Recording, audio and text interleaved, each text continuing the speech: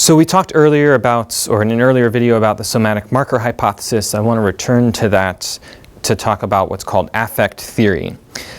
Affect theory is the idea that people are primarily motivated by affective states. So those things that Antonio Damasio discovered are actually primary motivators in people's behavior. Affective states are the subjective bodily experience of emotions or feelings that we have. So we can experience positive, negative, or neutral affective states. And optimal mental health is actually associated with the maximization of positive affective states and the minimization of negative affective states.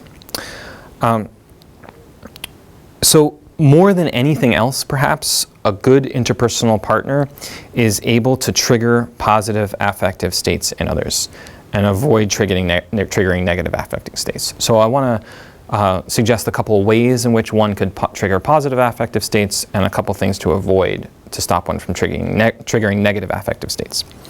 So first, a good partner is able to open up possibilities for others. Stories that invoke a bright future or examples of what we aspire to be or become are effective vehicles for producing excitement and interest in our partner.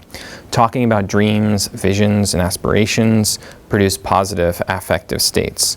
Focusing on possibilities and not on problems are a good way to engage in positive affective states.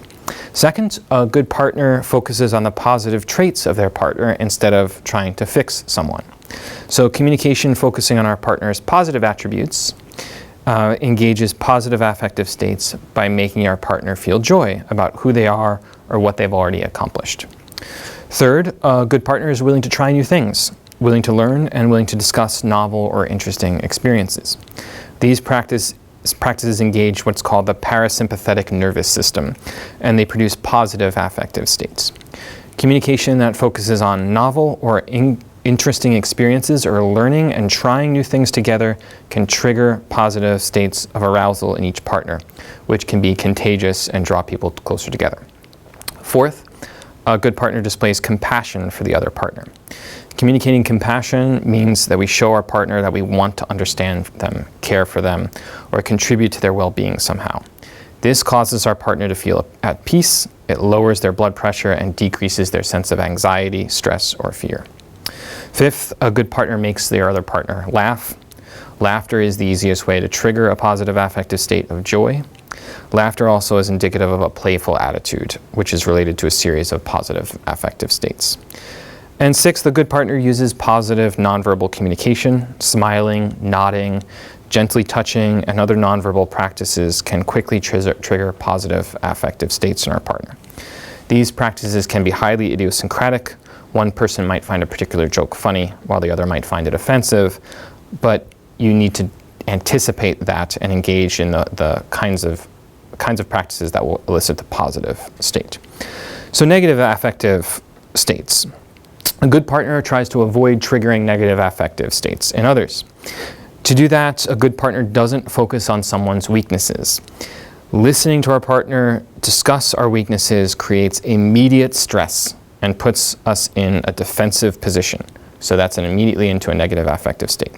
Second, a good partner doesn't focus on expectations or what another person should do.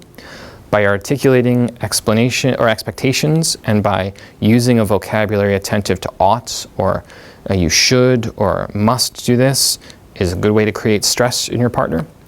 Third, a good partner avoids pessimistic communication that focuses on problems and articulates a hopeless or despairing vision of the future. Focusing on problems also triggers a stressful response. And fourth, a good partner knows what someone else finds annoying and avoids those annoying behaviors or practices. The things that people find annoying they find them annoying because they trigger stressful reactions. So an annoying behavior or practice is annoying to a partner because of that physiological trigger. So we know that intentionally triggering a stressful response will create a hostile and difficult circumstance. So in general, a good partner will become aware of what experiences our other partner finds annoying. So those are the best ways to avoid triggering negative affective states and the best ways to engage in triggering positive affective states.